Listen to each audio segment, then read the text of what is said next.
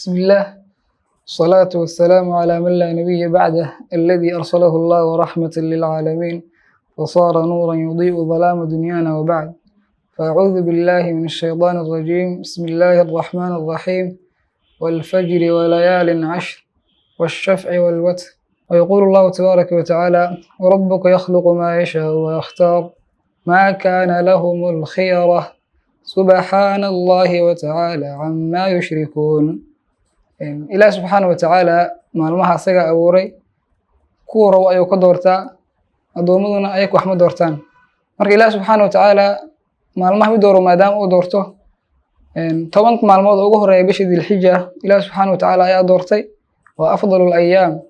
10kaas maalmood waxaa kasii mid ah maalin loo yaqaano yawmul carafa oo ah maalinta 9aad ee bishii Dilxija, waana maalin aad iyo aad u weyn oo ilaah subxaana watacaala fadaa'il badan geliyay iyo waxyaabo tiro badan oo aad u wanaagsan.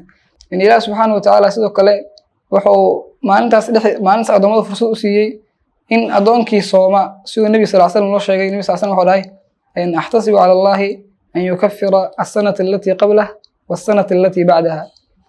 adoonkii sooma maalintan yawm carafo in ilaah subxaana watacaala uu dambi dhaafo sanadii ka horeysay iyo sanadii ka dambeysay. marka waa maalin aad iyo aad u fadli badan.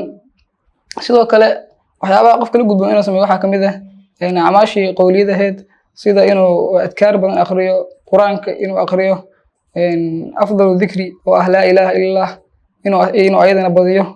sidoo kale inuu maalintaas adoomada iska cafiyo oo qalbi wanaagsan la imaado, adoomadii ay dhibaato ka dhaxayso iska cafiyo.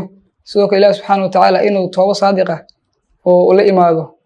sidoo kale adoonka haddii loo sheego waxyaabaha faa'iidada ay leedahay waxaa mudan in loo diyaar garoobo. hadda maanta haddii uu qof oo ku balamiyo oo arrinku kaaga sheekeeyo waxaa qasab inaad isku diyaarinaysid.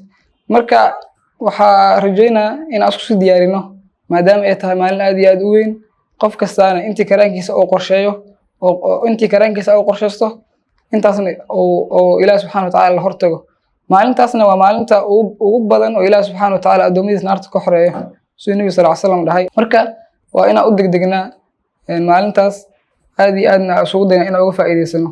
sidoo kale maalintaas marka shaydaanka loo eego waa maalin kamid ah maalmaha aad ugu necab yahay, waana maalinta labaad marka laga soo maalinta yawm badrin.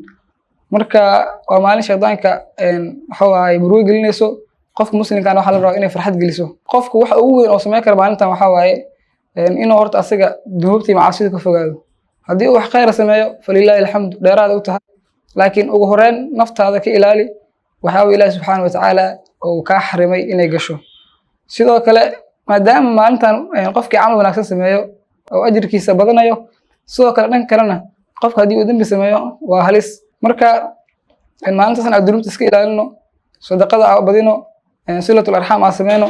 qof kasta intii karaankiisa qofkii aan soomi karin dhikriga ha badiyo. ugu dambeyn waxaan isku darmeynaa cabsida alle waana zaad alqaatimida ugu khayrka badan. waxaan rajaynayaa inaan dhammaanteen ka wada faa'iideysan doono.